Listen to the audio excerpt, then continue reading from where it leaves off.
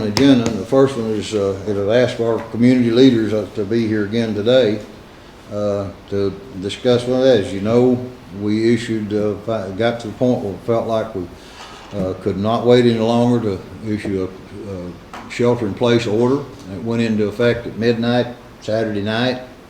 There's been a lot of confusions. Riley and I have done our absolute best. We were up here about 12 hours on Friday trying to make this thing, trying to address everything in this community that could be coming. And as all of you, I'm sure, are aware, that's an impossibility. We did our best. We felt like we needed to put a statement out Friday night to just kind of give the community a heads up that this thing's coming for midnight the following night. As it's turned out, most people didn't see that part of it. They just assumed that this thing is slam on them right now in their face. And I was till after midnight answering phone calls Friday night. And we're aware of the fact that maybe our rollout wasn't the best in the world, but we're kind of limited on how we get information out to people in Stonewall County. It's been suggested that maybe we should have had a little video news conference and put that out, but I'm not sure it would have gotten any quicker dissemination than what's happened anyway. So there we are. I guess I just kind of like go around the room. Zach, I left you a copy. The commissioners are just now, well, y'all don't have it yet, but with what you know about what we put out, does anybody have any suggestions on what we can do to improve this order, or any changes you think that might be necessary to it? Bill, what kind of feedback are y'all getting around the community? It's been mixed, you know. A lot of people just didn't understand it. They didn't think they'd be able to leave and go to work, you know. Yeah. You know, I can kind of explain that. I think it's. I actually didn't hear anything yesterday. Yeah. Well, I assumed all along, and especially after what we heard Friday night, after we put out kind of the notice to the community to try to give everybody a heads up that there's going to be a lot of confusion. I still feel like in 2 or 3 days, when it finally sets into the reality of folks, this thing is serious and we've got to take it seriously, that there is now an order in place that's directing people to do certain things. It's been recommended and suggested all along from the president down through the governor and even through my office here, that folks, we've got to stay away from one another. The only real way to prevent this thing from overwhelming our medical facilities and creating havoc in our communities is this social distancing. That's the only real preventative measure we have available to us. Toward the end of the week, Riley and I were in meetings constantly, basically all last week. We were trying to stay up with all of the latest information coming out of the CDC, out of the governor's office, Texas Department of Health, Texas Department of Emergency Management. I get updates on that constantly, so does Riley.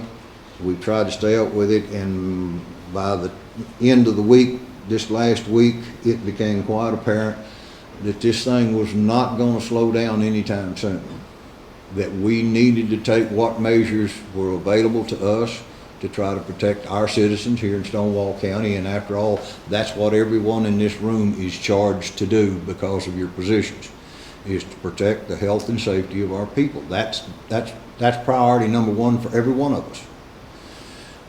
I know there's some disagreements about this order. I'm sorry that. I'd be happy to try to explain why I've done what I've done. Riley and I, like I said, we've done everything we can to try to address and think about and then address every individual situation we could think of. Right now, This has been out since the very beginning, from back in January. It's been an explanation coming from Washington, from Austin, out of the CDC. Almost everybody involved has been an explanation of what essential businesses are. Brian, could you let Dr. Passman in, please? Essential business pretty much covers everything in Stonewall County.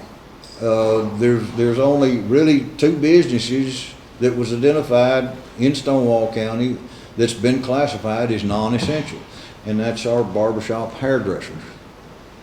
And it basically has shut them down. And I'm sorry for that situation, but we're following the guidelines that's been put out to us from the very beginning about essential businesses. Of course, the bigger counties have got a whole lot more. These gaming rooms, massage parlors, workout gymnasiums, and clubs, and on and on. Those were all deemed non-essential, and they've been closed simply to try to promote this social distancing.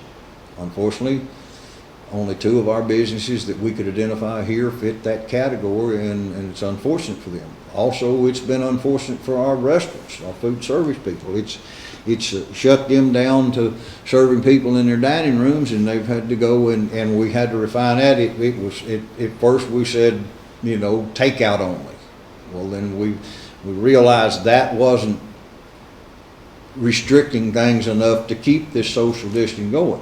Well, people were still allowed into their dining areas to sit and wait for their takeout food.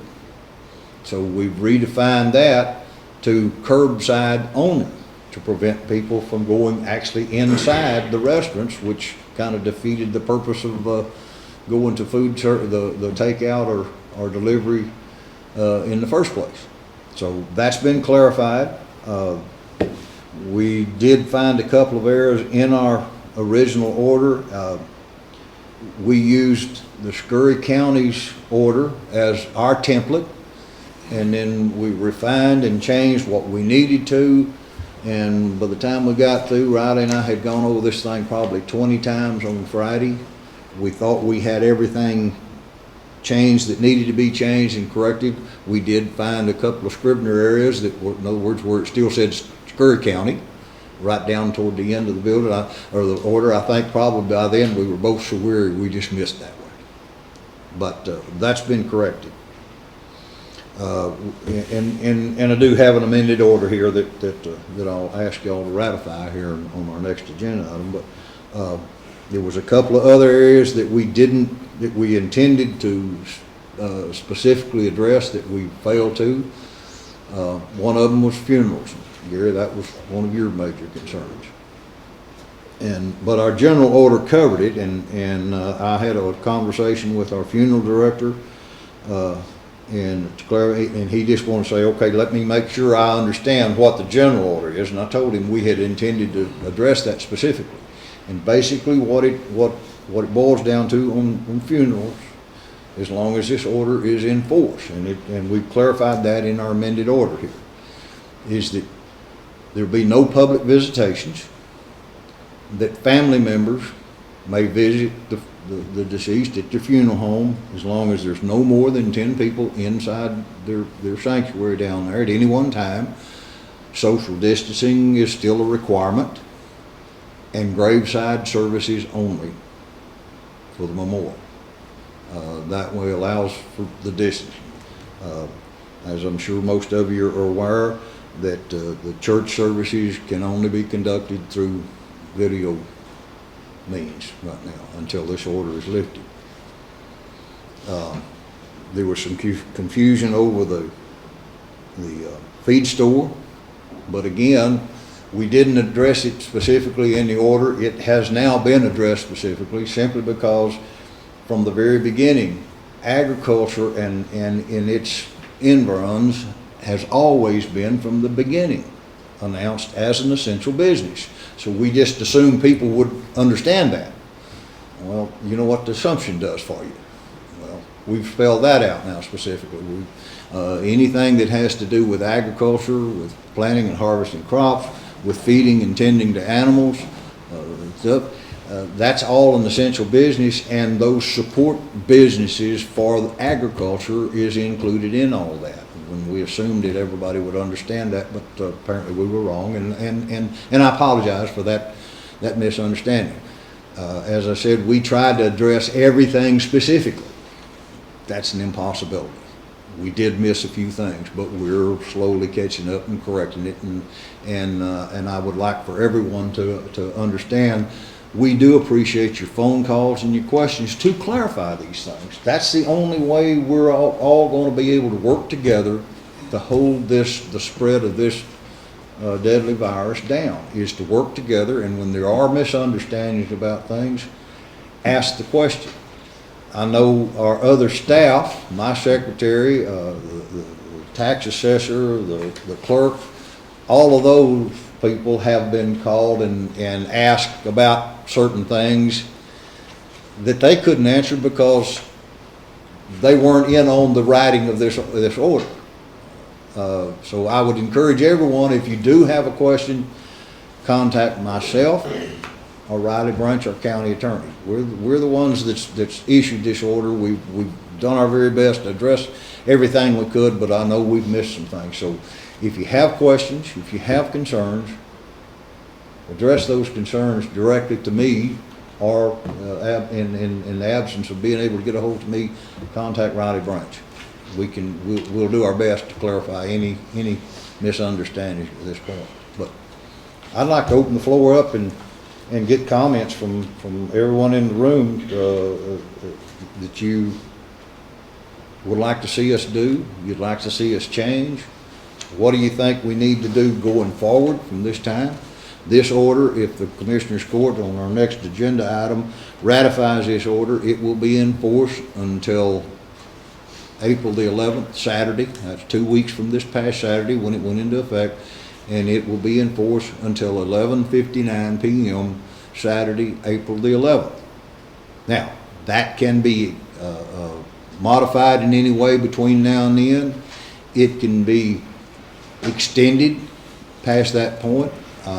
From what I'm hearing from our national officials and our state officials, I am assuming that it's probably going to be extended. I know coming from our CDC and actually from what I'm hearing out of the White House at this particular time right now, that they're now realizing that time frame that they set on this thing was probably a mistake. I think Dr. Fucci, or at least one of our medical leaders, put the point out that the administration, the governor, the county judge don't control the time frame. The coronavirus controls the time frame. And that's a true statement.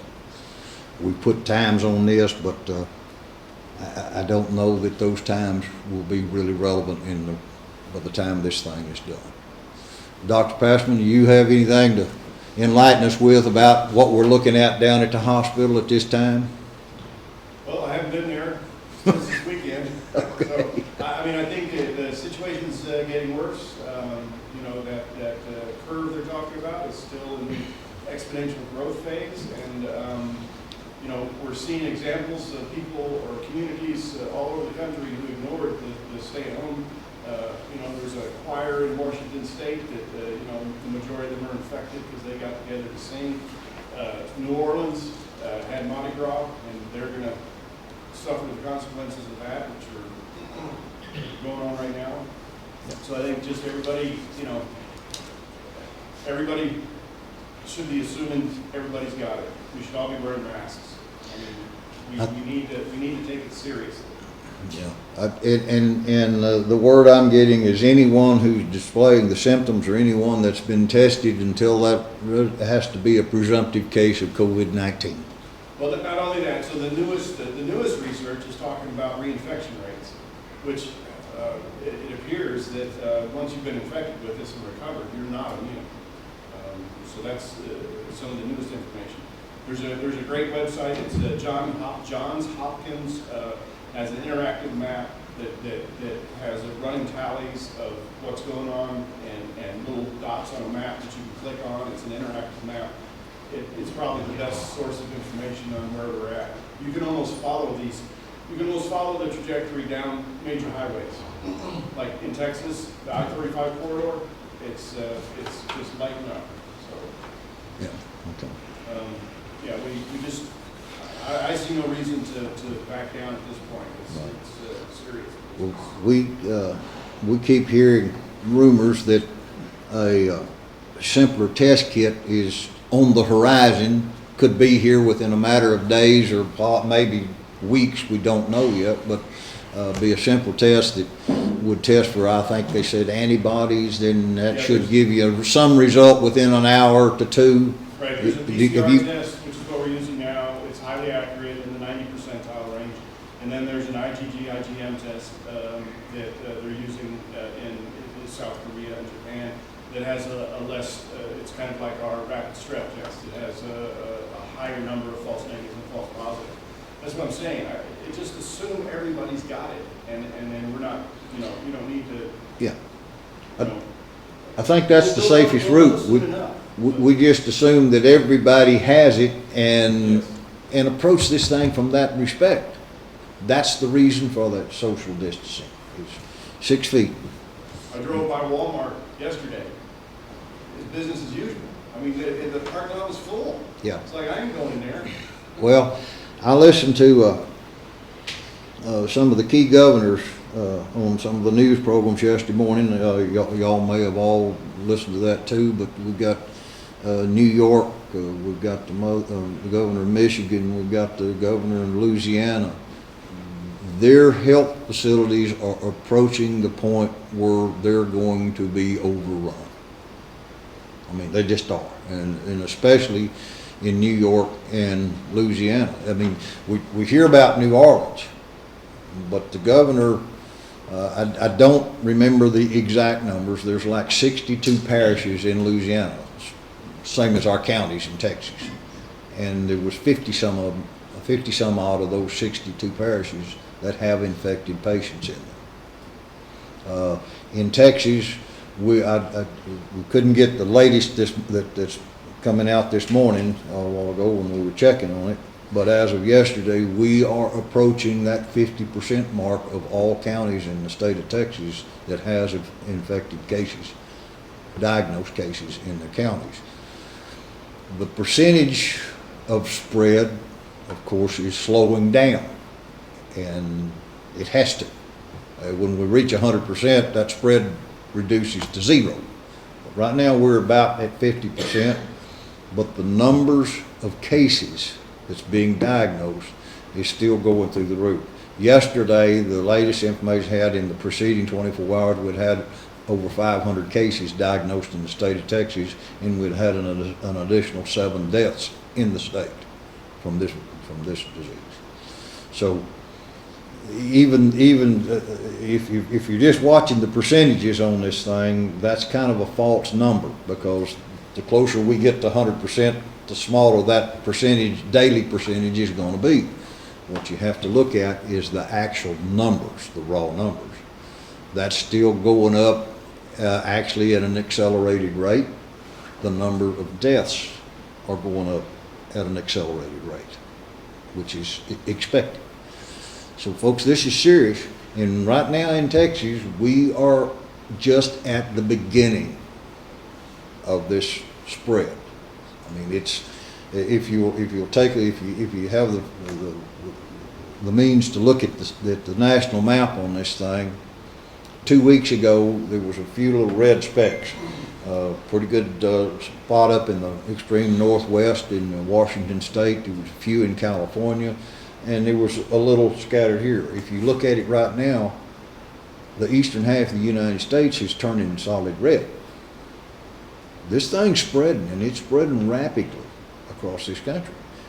And so we as the community leaders here have to take it seriously. We've got to impress upon the citizens of Stonewall County that this is serious, and the only way that you have at your disposal to prevent this spread and prevent yourself from coming down with this disease is to shelter in place as much as possible, only do what outside activities are absolutely necessary.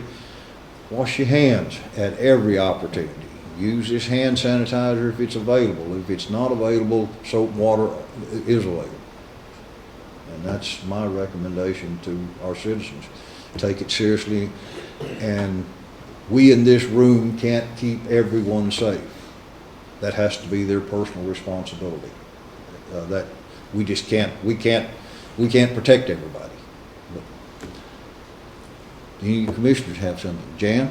Well, I had a question posed to me about, person was wondering, they have an elderly parent that they don't live with, but they come to check on frequently. So they don't actually live with that parent, but they do travel to come check on them frequently. Yeah. Well, Perform chores for them, yeah. so. Well, that is addressed in this order.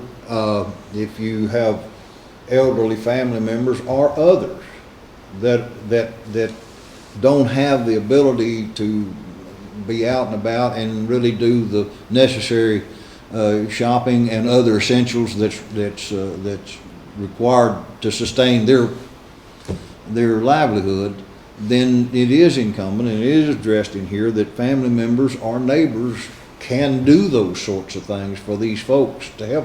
The ones, especially our elderly or other people who don't have the ability to take care of those things themselves, like grocery shopping or medications that has to be picked up and delivered.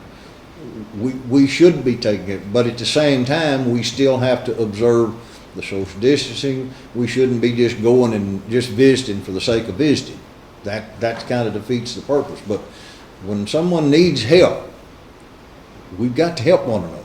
I mean, there's just individuals in our community that's in that situation. There's a lot of elderly people in this community that can't get out and about, shouldn't be out and about.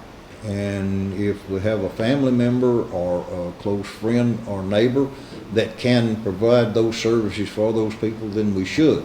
But at the same time, still observe the distancing, and don't be just, you check on them, but you don't just go have a sit-down visit, because that gets into the exposure.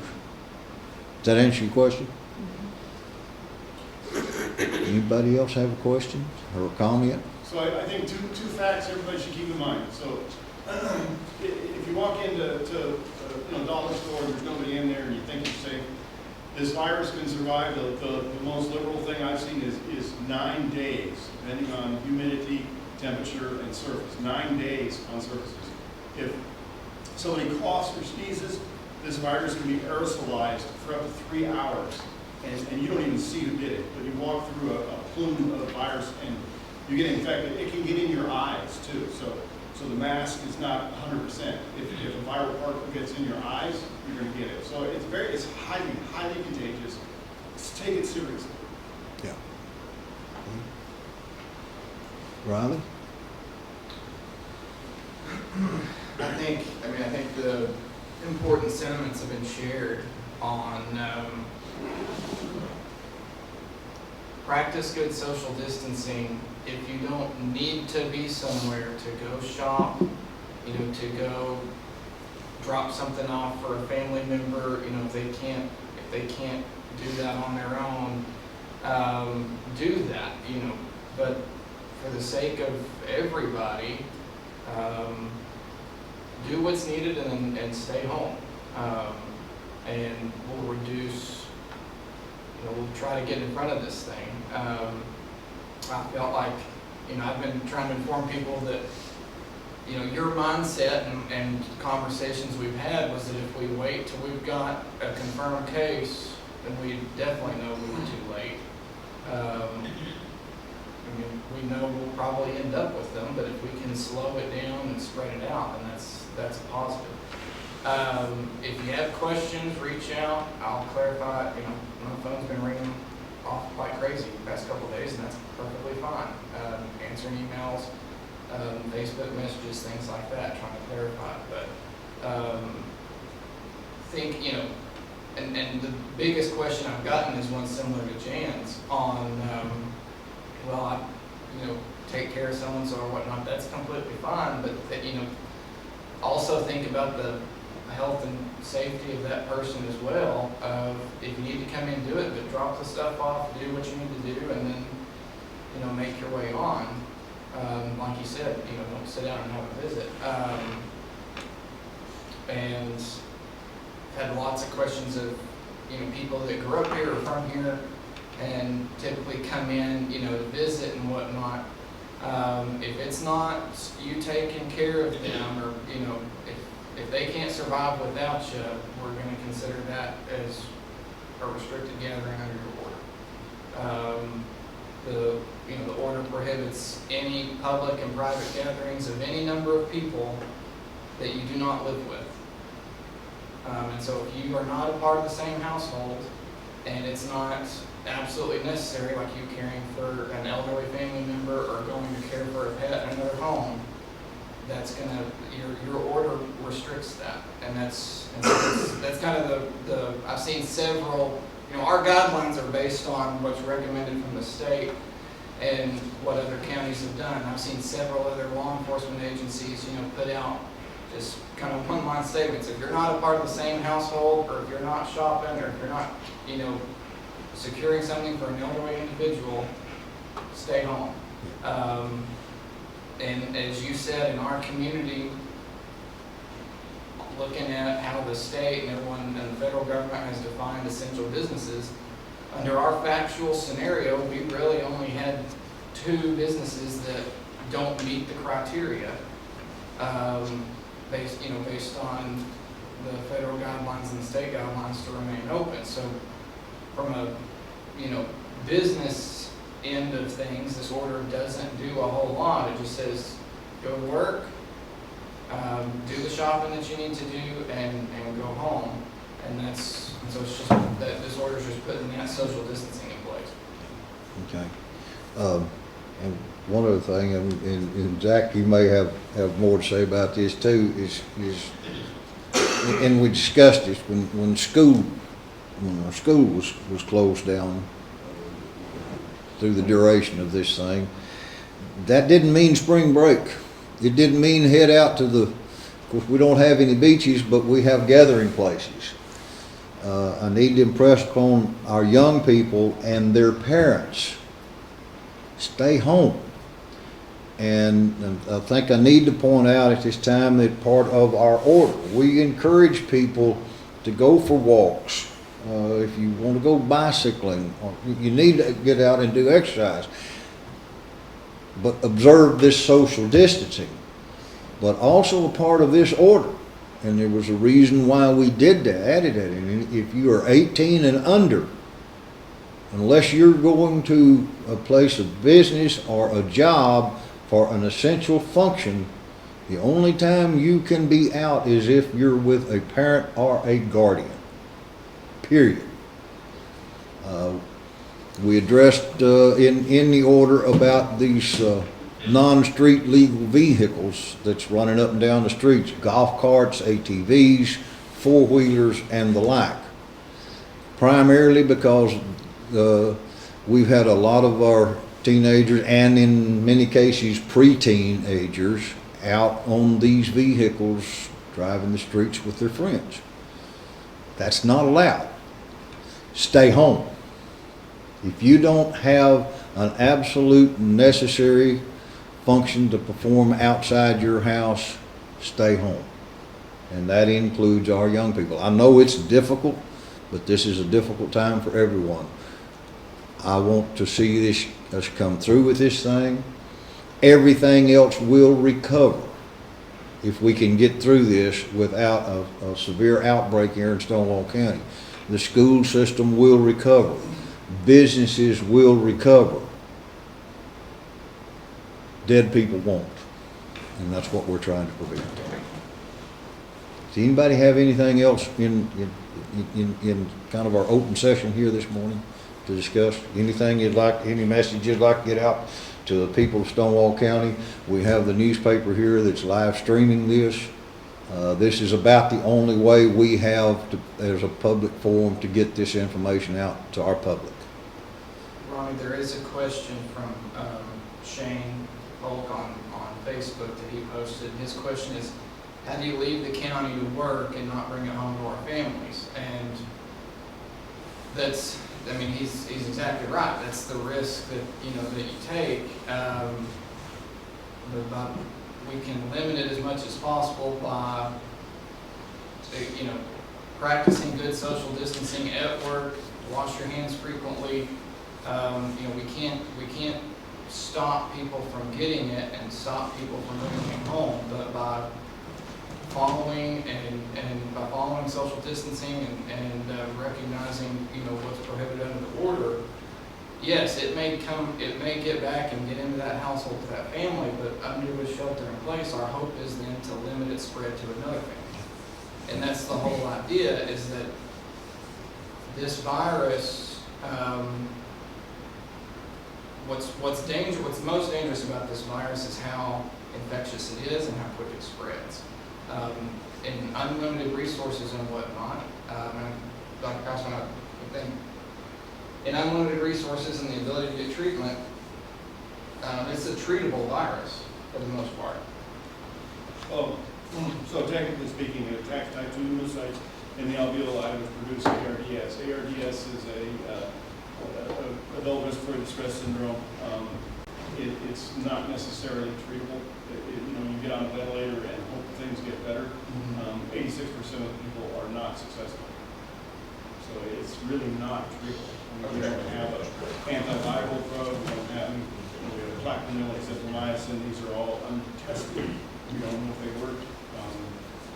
You know, lots of healthcare workers, to address that specifically, who are in the trenches, they're sleeping in tents in the garage, so they don't infect their families. So yeah, just, I mean, practice good social distancing, and yes, you may bring it back to the home, but our hope then is that we can keep it from the house.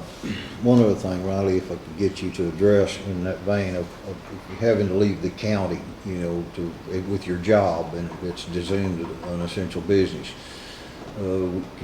We've had questions, well, what about leaving the county to visit non-essential businesses that have not been closed down in some of our neighboring counties? Would you like to address that? Yes, that was a question that was posed to me, was our hair salons here are closed, but they're not in Jones County, or they're not in a different county. A shelter-in-place order means you can only leave home for approved and essential activities. And so traveling out of county to go to a business that is not defined by your order as an essential business is also prohibited. You know, the shelter-in-place means stay home unless you're going to work or you're going to what's deemed as an essential business. A non-essential business in a different county, just because that county hasn't closed them down yet, It's still a non-essential that's business. still a non-essential business under your order and your directive. Your directive is to stay home unless you're going to work at an essential business, or you're going to, you know, patronage or shop at an essential business. And so traveling out of the county to a non-essential business is prohibited under your order. So, yeah, and I want you to clarify that, because that's exactly what the order means in that respect.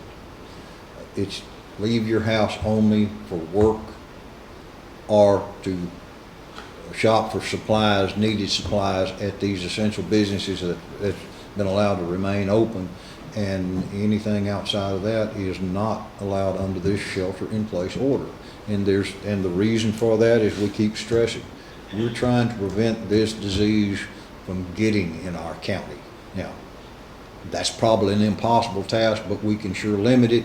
And if we can limit it to a manageable number that Dr. Passman and his staff can keep up with and manage down here at our clinic and hospital until this thing runs its course, then it's all been a successful effort, and that's what we're trying to do. Does anybody else have anything to comment? Gary? I got a question from Bill, I think, and Brian. these folks coming out of the Metroplex, or these hot spots, they're fleeing out here to their hunt camps. What do you think the percent, I mean, I realize we don't have a non-travel order or whatever. What do you think the percentage of those people are that come out here? I mean, you know, last month you said you made a little circle and them deer camps was lit up pretty good. That they are. Are they still that way today, They guys? are, and there are more people coming. And here's the deal, they're 50-50 shot if you got it or not.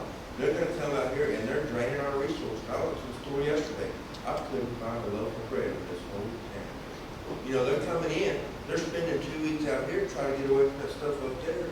You know, they're just as much a carrier as, Well, it goes back to what Dr. Patrick said, we're on an island here almost, but then we got all these people that are in these hot zones coming back to our community. Assume every one of them's got it, assume they got it. Yeah. So my question to you two guys Gary, is, do we have any recourse at all against that? Yeah, well, we addressed this as best we could in the order, that was part of our discussions. And as far as, we can't restrict Right. owners from coming to their That- property I that's in agree county. 100%. But what we've done here on these is these hunting lodges, hunting cabins, that sort of thing, can be occupied by either the owner and his immediate family or his hired caretaker in their immediate family. But these hunting, what'd be the right word, the people that's leasing these weekend huntings, that's not allowed. I mean, you know, where you pay to come in and hunt hogs for the weekend, folks, that is not allowed, and we've discussed all that with the sheriff and his deputies about what we do. They was really unhappy. Yeah. He just got come up there with his neighbor, and I told him, I said, you can go, but the neighbor can't. I said, I don't know what to tell you. He said, well, we drove 4 hours to get back there. I said, well, look at this, you got 4 hours to get home. You can't stay. Okay. But but He we, told me, he said, he went to meet with Commissioner Court, and I said, I'll give you their damn phone number if you want it, but you're going. I mean, that. Y'all already got. Yeah, well, that's the best way we could determine that we could address that in this order, and it is specifically in this order. That if you own the property, Well, yeah, there's we no can't, way- we can't we prevent can't you from coming. select If you're hired as a caretaker on that property, you need to be there too, to take care of it. But if you're just coming in here to escape the city and hang out on a lease, that's not allowed, okay? there's a lot of them doing it, so we're just gonna keep Yeah. an eye on it. Okay. Okay, is that, Dr. Pascan, a question on here from somebody is, what's the nursing home and hospital doing here to protect our employees from out-of-town employees possibly bringing the virus in? So we have something set up for screening. Nobody's allowed in the nursing home. The nursing home is essentially shut off. It's an isolated community at this point. The only potential source of infection would be the employees, and they've been educated, you know, that all these people's lives are in their hands. So hopefully that's going to be enough. The hospital, we have a triage area set up that people are going through and getting screened before they go in and are exposed with the rest of us. The only potential problem is the emergency department. You know, we can't really do that there. So we do have full Tyvek suits and after air supplies and all that stuff if we need it. But we don't have much. I mean, I think five suits for the whole hospital. So we will be quickly overwhelmed. So, and just as an aside, if there's any question about whether this social distancing and following the rules works, look at the difference between Italy, Spain, South Korea, and Japan. You know, it's amazing. So South Korea and Japan, you know, I think Asian culture, they listen to their government more than we do. Not sure why, but Spain and Italy are just, people are dying by the truckloads. And Ronnie, one other thing that's been brought in, so our order only explicitly tells hair salons and barber shops to shut down, and then it, you know, defines what essential businesses are. And so I had a question about the insurance agency that came in, and then just got another message where, okay, now she's confused because we don't, the order doesn't explicitly shut them down, but they're not listed as an essential business. My guidance and encouragement was, you can continue to operate as you need, but please don't, have people out there at the agency unless an emergency. How would, anyway, so I just got another question of, okay, now I'm more confused. Am I essential? Am I not? How would you like to define that in terms of insurance Okay, agency? well, I think going door to door trying to sell insurance is not essential at this time. Conducting your business in your office, that's your private office, that is not open to the public for walk-in, you can continue to do that. And we've allowed that for other businesses that are just an individual and they're isolated to themselves. Conduct your business. I mean, as long as you're not endangering the public, you just, but that's not the case with certain other businesses where you're dealing with a customer in close proximity. That's if it's not essential. But an individual that works in their office by themselves and they can do that in their insurance office, they can conduct business over the phone, but going to people's houses, and that was another thing we addressed on these things. Actually, that was a non-essential business, and that's these any type of door-to-door sales. We've got certain ones in the county that sells certain cosmetics and other products that household use and stuff. These multi-level marketing companies. That's non-essential and is not allowed at this time. In other words, anything that you have to go into someone's home to do shouldn't be done unless it's something of an emergency nature, like some kind of a bad electrical problem in somebody's home. Then those people can go, or a plumbing issue or that kind. But to sell insurance or any other thing, in other words, has to be conducted in someone's home, I don't see that as an essential function at this time. Okay.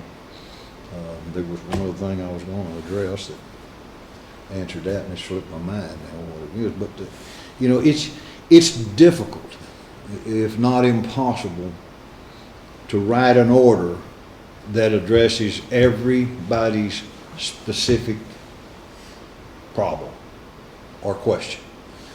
We've done our very best, and I hope this here today helps kind of answer some of these questions. But there's going to be other questions, and there's very likely going to be other things that's going to come up that we're going to say, okay, we need to amend this order in one fashion or another by the time it expires. But it goes back to the whole thing. Use your common sense and avoid intermingling with other people anytime it's possible to do that. That's the thing that's going to keep us all safer from this virus, is just common sense and avoid mingling with other folks. That's it. That's the whole thing. Jan, did you have something else you was wanting to? I was gonna ask, so toilet paper is a valuable commodity now. That's what I'll say. That won't cost us. Well, So, and, people have at times had to travel into Jones County or Haskell County to try and purchase some, because, our two stores here or three stores here in Ashmont do not have any of that product. Is that still allowed under this order? it's you can leave the county if you're going to an essential business to do those functions. Because I that think question was yeah. put to me, and I just. Right, I think Riley answered that or ago. I mean, it's traveling out of county to visit non-essential business that's not allowed. But I just wanted to But- verify that but- for everyone to Yeah, understand that I that mean, is yeah, okay to do that. if we're out of essential products in our county and you have to have those and it's available in one of our neighboring counties. You could travel out to gain those necessary supplies. And now we have placed a restriction on the amount of things like toilet paper and hand sanitizer, the sanitary wipes and that kind of stuff, what you can purchase. Most of the stores, as far as I know, all of the stores had already put their self-regulation on that. Actually two of the stores asked us about a restriction if it could be done on like bread and milk. We've had people coming in buying 30, 40 loaves of bread. And gallon upon gallon of milk, you know, and one of the store personnel said that they asked one of the customers, why in the world are you getting all this stuff? Well, we're going to take it home and put it in the freezer. Folks, in the practical sense, you know, deliveries are still being made pretty much on a regular basis. And if we would continue our shopping habit on a regular, normal basis, everyone will have the supplies and equipment that they need. But when you get to stockpiling stuff, and in some cases literally hoarding things, I can see a time in a few months down the road when this disaster or this situation has resolved itself.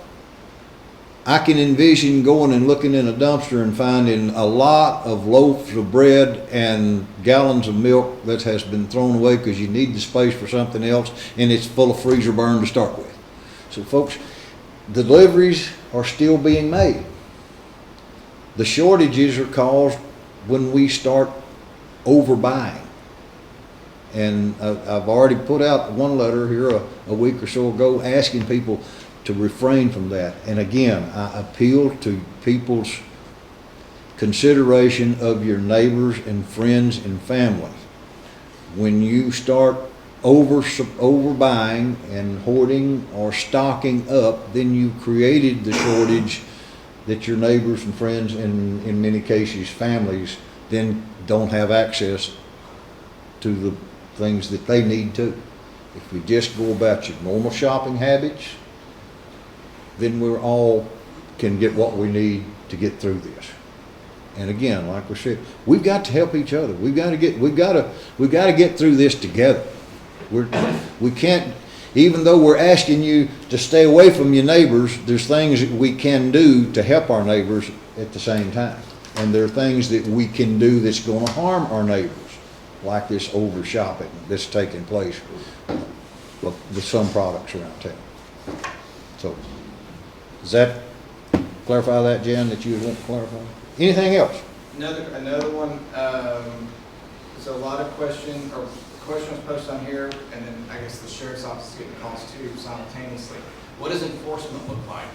What does enforcement look like? This big old garbage been driving up on the floods. Let me clarify that to some extent. Anytime a county judge issues a disaster declaration and issues certain restrictive orders, as our shelter-in-place order is done, by statute, violation of that order carries a maximum of $1,000 in fines and up to 180 days in the county jail. Or, Yeah, and all. no, or. Yeah, okay. Yeah, if you're going to jail, they ain't going to pay the fine. But anyway, the last thing I want to do is fine our citizens. And I certainly don't want to have to see anybody in jail. That's not our intent. It's there. I'm just asking people to observe these things. We've already talked with the sheriff's department. If you observe people violating this order, warn them that you're in violation of the order and they should go home. Now, if we get multiple offenders that just absolutely, blatantly ignores this and endangers our other citizens and the public in our county, then we may have to take some drastic measures. But that is the last thing we want to have happen here. We had two yesterday.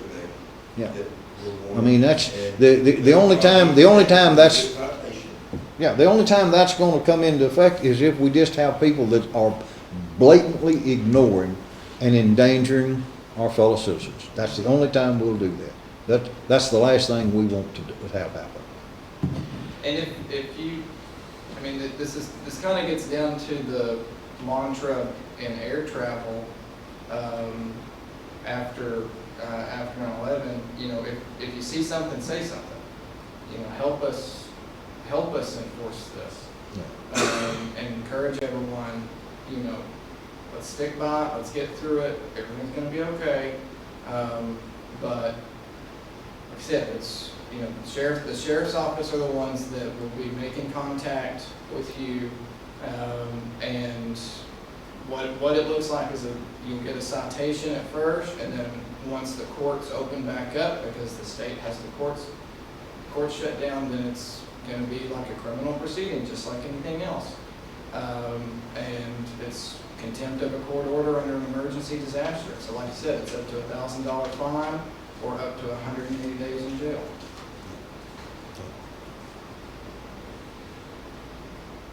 Anything else? You know, I've always had a problem with any orders that come out that start out with, okay, here's the thing. And we give you a threat first, and then we tell you what you want. And I've tried to avoid that, but we're required by law to have that explanation in this order. But just be aware that I hope to not ever have to enforce these from a legal standpoint. That's my hope. But at the same time, if we're forced to, we will. That's just that simple. Is there anything else now before we move on to our next agenda item? Judge, what about a fella say he was going door to door selling frozen food here in the community? What are we gonna do about that guy? Is that addressed in this order? No, It says no door to no, door. door to door, I would see that as a violation. A door to door salesman. Because Somebody then, needs to call that company and let them know that. That's where I'm going, Brad. 14 days. yeah. I just caught it to you. Say again, right? And that's one of the things we didn't address, that had not crossed my mind now because I just don't see it like that. But he's That guy, he comes here, what, once a week, twice a week? Every 2 weeks. But I mean, can he still make his sales as long as they come to the courthouse? I mean, because a lot of people depend on him. No, I agree, and that they do have the option with, we're talking about swans, for anybody that's that's not clear on what we're talking about. You do have the option to order online, and he'll deliver it, and actually save you I mean, money. that was Yeah, my and, thinking. and Y'all talk about this delivery of yard food some products sort of- is allowed. But, So that one really fits a different definition. Sorry, guys. You know. and that goes back to the thing, what I've stressed over and over. It's impossible to think of all of these things when you're addressing this, when you're preparing an order like this. But he really only stops with his customers, doesn't he? I don't know. Generally, yes, he's got his kind of typical route, you know, like, I typically don't get, if I get something, I don't ever think far enough ahead to get my order in online, so he comes in and I pay the $5 delivery fee that you get every time he shows up. And- But and- if you'll yeah.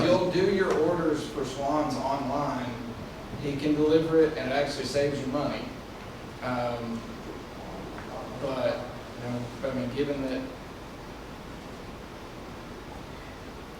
it's a tough one, because I mean, Yeah. the order does just say no door to door I think I would say going door to door, trying to make the sales would not be allowed. But delivering to established customers, and especially if they do online ordering, I'd say that's well within the norm of, because we do allow food delivery in this order. But I'd say just, if you're just out going door to door trying to gin up more sales, I don't think we could, I think that would be kind of, at least violating the spirit of the. We're still doing UPS and other deliveries. That's true. So That's true. pre-existing relationships should be fine. Yeah. And Ronnie, one more question somebody asked, we're not requiring any documentation at this time. No, and that, I'm glad you brought that up, because I've had a number of phone calls saying, what kind of papers do I have to prove that I'm going to an essential business, that I work for an essential? Folks, every time I hear that kind of thing, show me your papers. I'm a child that come along right at the end of World War II. And all the old movies and the documentaries about what took place, you know, in Germany during that time, and then lived through the Cold War and saw what took place in the Eastern Bloc countries of Europe. That whole show me your papers thing just sends a chill down my spine. And folks, we don't have that enforced. I don't anticipate that ever being a situation where you're gonna get pulled over just cause you're out in the public and say, show me your papers. I have no intentions of doing any of that. Right now, travel in and out of Stonewall County will not be questioned for papers. Now, if you're violating the traffic law and get pulled over, you're probably going to get asked, do you have a legitimate reason to be here? But if you observe the traffic laws and don't attract attention from law enforcement, you're probably not going to have to worry about it to begin with. Well, that's it, this whole situation statewide, so typically in order to be pulled over, there has to be, you know, the law enforcement officer has to, you know, see you violate some type of you know, traffic law, but under these types of orders, it's been an interesting academic kind of question in the law. When you're under a shelter-in-place order, the very nature of you being on the street means that law enforcement has the right to pull you over. Yeah. And I do know that, understand it, we've read that. But except in certain specific circumstances, I don't think that's gonna happen in Stonewall County. In our sheriff's office, I mean, we've kind of addressed that. In what situation should those kinds of stops be performed? Well, we're a small town, you know, we generally know, the sheriff's office does a great job, they know, you know. Yeah. You know, we know generally, you know, what everybody's doing, and so it's, you know. Yeah, and every day we have literally dozens of outside, mostly oil field contractors that's in this county. We're not gonna start pulling these people over. We just, unless they're already violating some other law. And it gives our sheriff's office reason to pull them over. And I will say this, that right now DPS has been instructed that they're not to be involved in these local orders. That is a situation for the local law enforcement to deal with. So they're going to be observing traffic laws and the nature of their normal business. And so that's not a word, but I'm glad that brought up, because I've had several phone calls that's asked me that very question.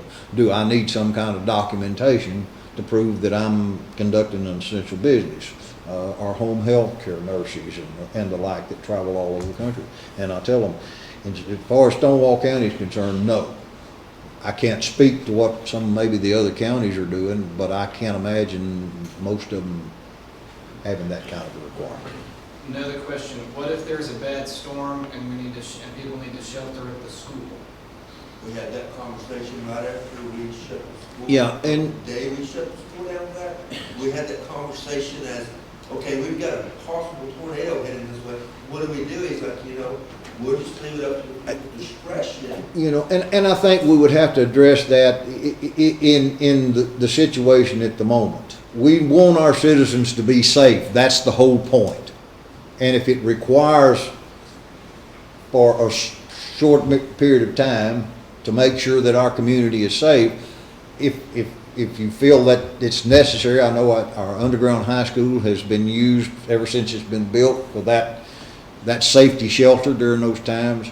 I would ask people to at least observe the social distancing.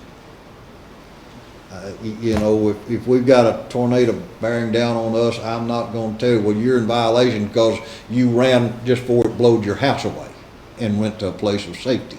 I'm you know, again, Back to common sense, folks. That's the whole point. Use your common sense in this thing.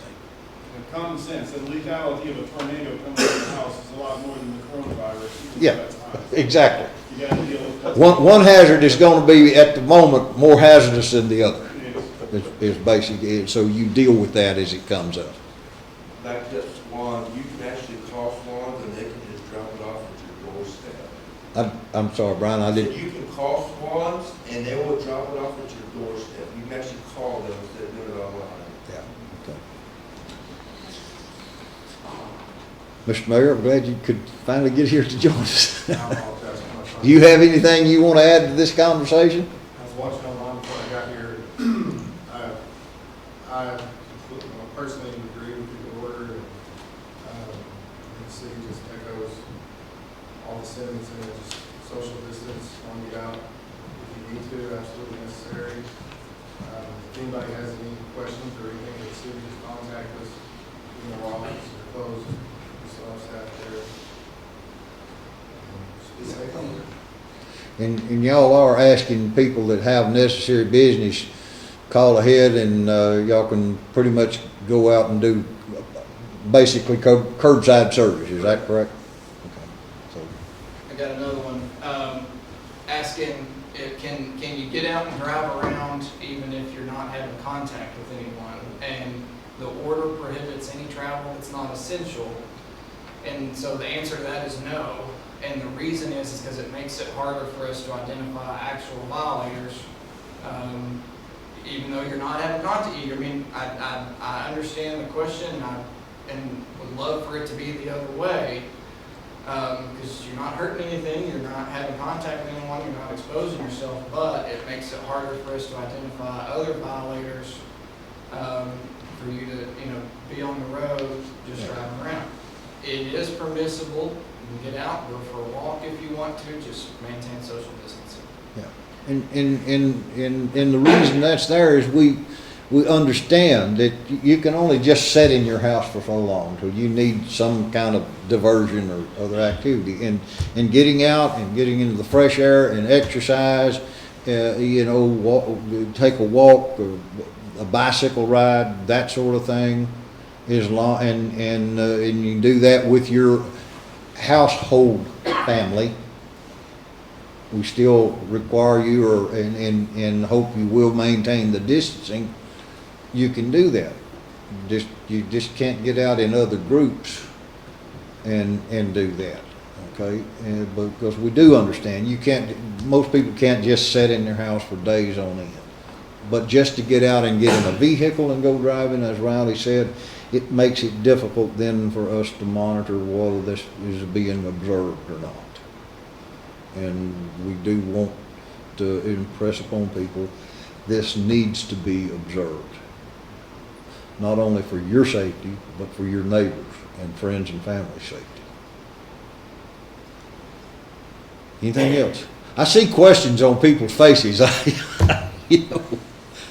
So, anyone? Anything else to add? Questions to ask? Clarifications that need to be made? Because like I said, I realize this is not the perfect order. This is the best we could come up with at the time, because we just could not dream of every situation and every question that would be asked. Kirk? Yes.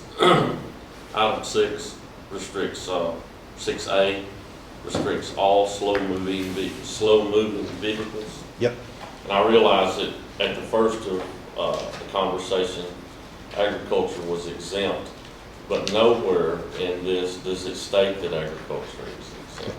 The only place it mentions farm is in G2. It says grocery stores, farm, produce stands. So, is that something? I think we've addressed in there for planting and harvesting crops and for tending to the animals. Okay, and so 6A does exempt farm equipment? Yeah. Okay, Yeah. Now, and if you'll notice on that slow-moving vehicle, there's, ATVs and four-wheelers, that's city streets. yeah, It specifically says Inside city streets. okay. Yeah. And I said the reason for that is after school was let out, we did have a problem with that around town. Yes. And Zach and I talked about that. If we had the authority, sometimes we think maybe it would be better to say, okay, if you're not gonna stay home, we're gonna put you back Go in to school. But the governor's already overrode us on that. So we couldn't do that. And and I had a question from a gentleman emailed me. I answered him yesterday morning on the email on that very topic. He said, well, he feeds his animals here in town. And he said, well, if he gets out and somebody sees that, they say, well, I guess that's okay. And then first thing you know, we're right back where we were. Do it with your pickup. You know, but that specifically says for city streets. You know, because we did understand, the farmers and ranchers use these things all the time in their delivery of food, or just getting back and forth between your farm equipment and checking on stock and that kind of stuff. So, anything else? You think of anything that someone else may have a question over? Lacey? Anya? Holly, do you have any questions about anything? All right, I hope this has been informative, our public, and I do acknowledge that, Riley and I have discussed this, that our rollout was less than perfect. We thought we were giving our public a heads up that this was coming in the next 24 hours when we put out a flyer Friday night. You know, in hindsight, that could have been done in a better way. Maybe some type of a video announcement to put out could have been maybe better. There would still been a large number of our public that would not have seen that in real time, and the questions and stuff would be there. I say, a bad rumor or bad information can be in this across this town in 15 minutes. Real information sometimes takes weeks, and that's where we're at. We all understand that. What was it? I don't remember who made that statement. Said a lie can travel around the world, you know, before the truth can get out of the starting blocks. That's pretty much a true statement. And we will do our very best to keep the public informed. If you do, I'll stress that again to our public, those of you that's watching this proceeding live time in real time, and those that will watch it later on. If you have questions or concern, call Riley, email us. That information is there. I'm in my office, even with the shutdown, by 7:30 every morning. I'm usually still here till sometime well after 5 in the afternoon. So if you have questions, you have concerns, let us know what they are, and we will do our best to address them. Is there anything else? Yeah, the sheriff's office, when this went out, I think they had like 116 calls, apparently. But, you know, they're like, we have no idea. You know, my phone was, I had no idea. I had no idea if it was coming out until after I seen it on Facebook, and I had like 35 calls before that. You know, we were completely caught off guard. I was like, I have no clue. I said, but we will find out more, and I will get back. Yeah. Well, and that was, I mean, the order was filed, by the time it was done and signed, it was already, After 7. it was after 7, I think it was 7:30, close to 8 before I left the courthouse that night, and you and I had talked about, we need to let the public know something tonight, that way it doesn't come out at noon tomorrow, and then it's like, all right, we got 12 hours, you know, and so, yeah, we could have handled that a whole lot smoother, a whole lot better, but our interest in the moment was getting Order in place. well, and just getting word out that it was coming and letting people know that, you know, the general, what retail businesses were still gonna be able to operate. So yeah, that could have gone smoother. I appreciate the feedback that we've gotten on that, over the last couple of days. So hopefully we never have to go through something like this again, But I think over the next few days, probably not very many days, that pretty much the extensive word will get out and people will settle in that this is our reality right now. And that we do the best we can to get through this, we help each other out, and this will pass. I don't know when, but it will pass, and then we'll be able to get back to some kind of normal activities and normal lives.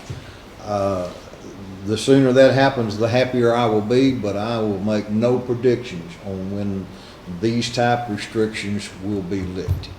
I just don't have that crystal ball. And like the man said, we don't dictate this. This virus dictates the time frame. And we Are we will, gonna continue weekly meetings or what? pardon me? Are we gonna continue weekly meetings? Yes, my intention is to hold Commissioners Court meeting, call meeting at 9 a.m. every Monday morning until this thing passes. And I would invite you community leaders to please be here so we can answer these type questions for our community, if it's at all possible for you to be here. But we will be here every Monday morning to address this and reassess every Monday morning until this thing subsides. So will we FaceTime this thing so we don't have to get together? Or whatever? Gary, in the governor and attorney general has relaxed the open meeting act to the extent that we can do these with teleconferencing if we have the equipment to do teleconferencing and interactive role that the public can play in this. Unfortunately, we don't have that here. You know, I wish we did. You know, we still have to be able to allow the public to be here. Now, at the same time, we can control the numbers and the spacing if the public, and we have to continue to post our meetings. We post them on the front door of the courthouse. We also post them on our website. But we have to maintain open meetings for the public, but we can do it by teleconferencing if we have the equipment in order to do that, and still allow the public to have public input. Sure. A lot of your bigger counties, they have that equipment. We don't. And I don't know that we want to go to that expense right now to try to do that for a limited period of time. Huh? Don't let cheap oil be over. Yeah, with this $20 oil. That's true. So, Another question, and this one, I think Dr. Passman can weigh in on, and you as well. If we have a confirmed case in the county, what information will be released to the public? if we have If we have a confirmed case, if and when we have a confirmed case, what information will be released to the county? I think it's imperative upon us to keep our public informed. I know there are certain HIPAA regulations on it, but at the same time, there are provisions in HIPAA to allow us to keep our public informed and keep our first responders, law enforcement, and those that have to make these types of decisions to keep them informed of that. And I think always the best solution. Our people, the citizens in the county, they're smart, intelligent people. They can handle the truth a whole lot better than they'll handle a lie or a cover-up. And I think if we keep them informed, if we have a case, let them know we have a case. We don't have to inform them specifics and names and stuff, but I think people deserve and have a right to know what's actually happening in our county. And it's my intent to keep them informed as very best I can. You won't know who it is, but you'll Yeah. know that there's a positive case. But Exactly. it shouldn't make a difference. We should all assume they're among us. Well, that's a line from The Walking Dead,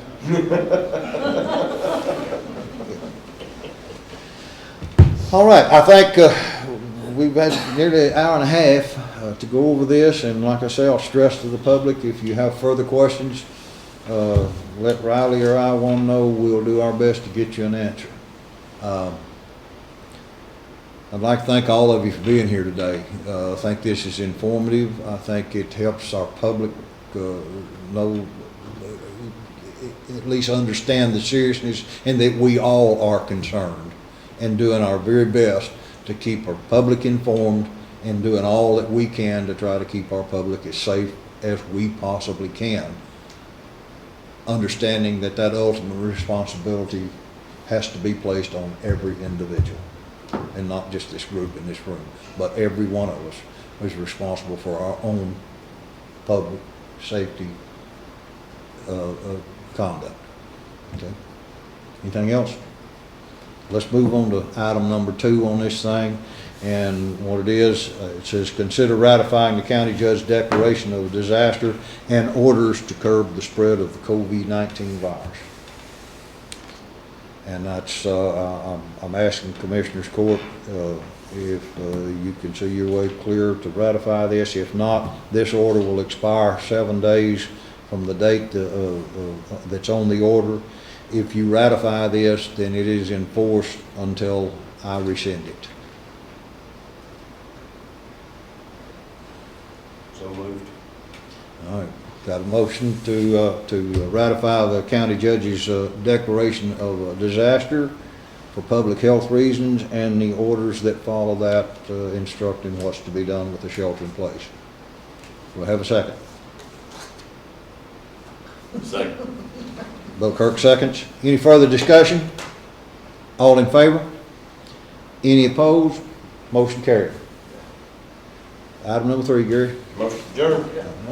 I was just gonna make a comment. I think that the governor's gonna come out with another order from his office the end of this week. I guess second on the motion to adjourn. Don't have to I will. leave it. Gary made the motion, Kirk Never seconded. have I ever got to do that. Okay, Harris. Thank y'all for coming. First Yeah, time you for got it every- this time. I got it this time. So you don't think Dan Patrick was right, Tim? Do what? You don't think Dan Patrick was right? Was The right about- lieutenant governor?